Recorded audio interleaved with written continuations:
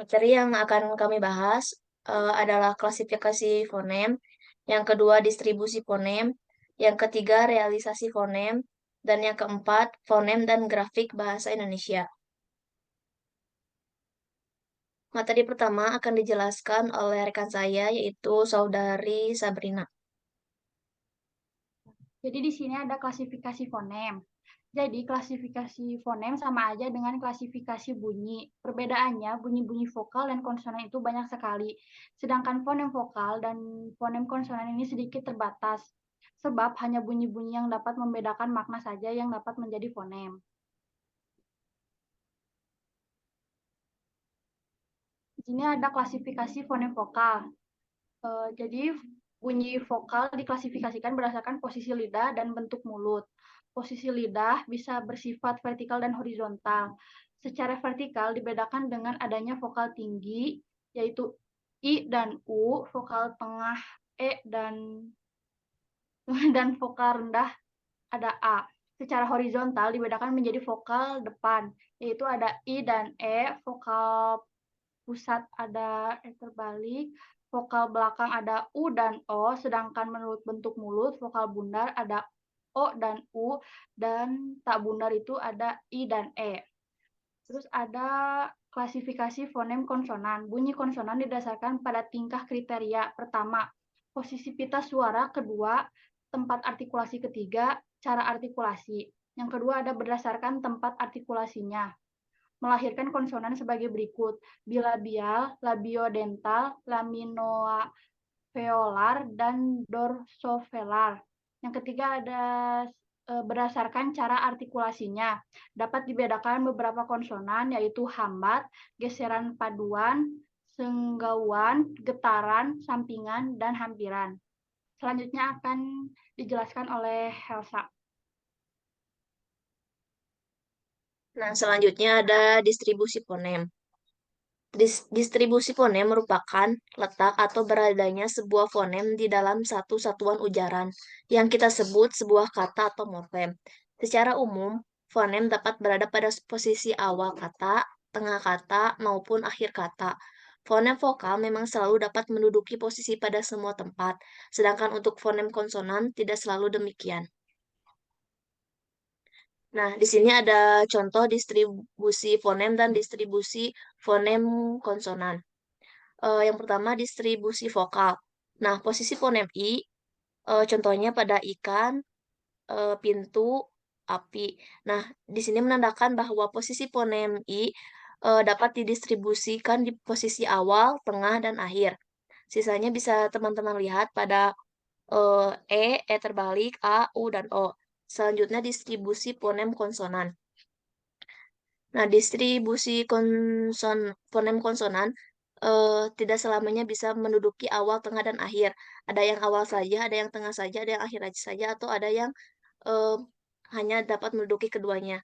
Contoh pada fonem P, pasang, apa, dan siap. Ini menandakan bahwa posisi fonem P bisa berada di distribusi awal, tengah, dan akhir. Selanjutnya contoh yang C. C pada awal cakap, pada tengah beca, dan akhir tidak ada. Ini menandakan bahwa posisi fonem C tidak bisa menduduki distribusi akhir dan hanya eh, bisa menduduki pada distribusi awal dan tengah. Eh, untuk yang lainnya bisa teman-teman lihat pada contoh gambar yang sudah disediakan. Selanjutnya ada realisasi fonem. Realisasi fonem adalah pelafalan fonem oleh penutur suatu bahasa. Realisasi atau lafal fonem mencakup vokal, diftong, konsonan. Bahasa Indonesia mempunyai 6 vokal, 3 diftong, dan 22 konsonan. Nah, berikut adalah realisasi fonem vokal.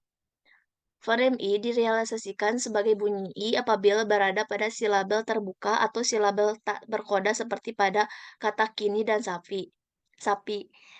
Yang kedua, direalisasikan sebagai bunyi I besar apabila berada pada silabel tertutup atau silabel berkoda seperti pada kata batik dan lirik. Jadi pada huruf I-nya dikodakan oleh huruf konsonan. Nah, untuk realisasi lainnya, teman-teman bisa lihat pada tabel yang sudah disediakan. Untuk fonem I, E, A, E terbalik, U, dan O. Selanjutnya, realisasi fonem diftong yang akan dijelaskan oleh Saudari Sabrina.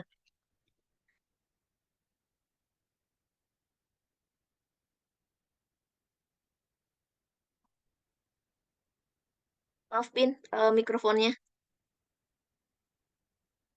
Oke. Jadi, diftong AU, realisasi diftong ini yang dianggap umum adalah AU, seperti ada kalau atau kalau. Realisasi diftong yang tidak dianggap umum adalah O, seperti pada kalau atau kalau. AU, seperti pada kalau atau kalau. Terus ada diftong OI, OI, OI. Realisasi diftong ini dianggap umum adalah OI, seperti pada amboy atau amboy, pakai I.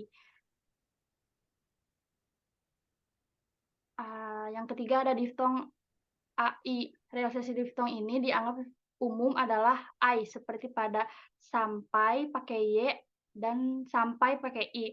Realisasi diftong yang tidak dianggap umum adalah I, seperti pada sebagai pakai Y dan sebagai pakai I.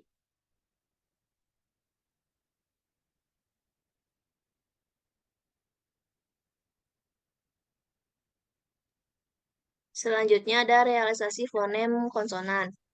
Realisasi fonem konsonan adalah pelafalan fonem oleh penutur suatu bahasa dan terdapat sebanyak 22. Bisa teman-teman lihat, ada 22 fonem konsonan. Nah, saya ambil salah satu contoh fonem konsonan tersebut pada huruf P. Contoh realisasi P, direalisasikan sebagai bunyi P, baik sebagai onset pada sebuah silabel maupun sebagai koda, misalnya papan, pada kata papan, dan pada kata sampul. Nah, untuk 21 realisasi fonem konsonan lainnya, teman-teman bisa lihat di pemaparan makalah yang sudah disediakan. Di situ sudah disediakan semua 22 fonem konsonan direalisasikan, seperti pada contoh PPT ini. Selanjutnya ada perbedaan fonem dan grafen bahasa Indonesia yang akan dijelaskan oleh Saudari Sabrina. Jadi fonem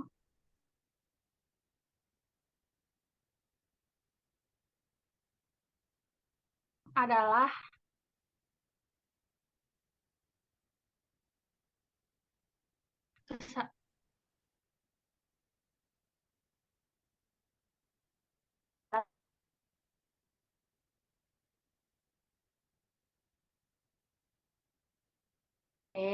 huruf yang saya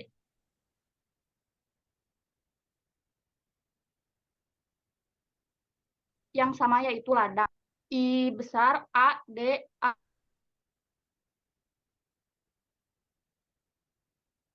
A, dan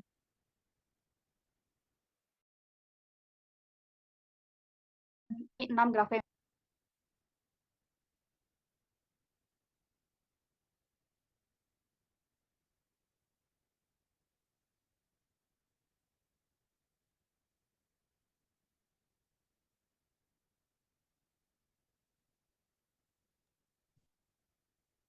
Nah, dicukupkan presentasi kami pada hari ini mengenai fonem.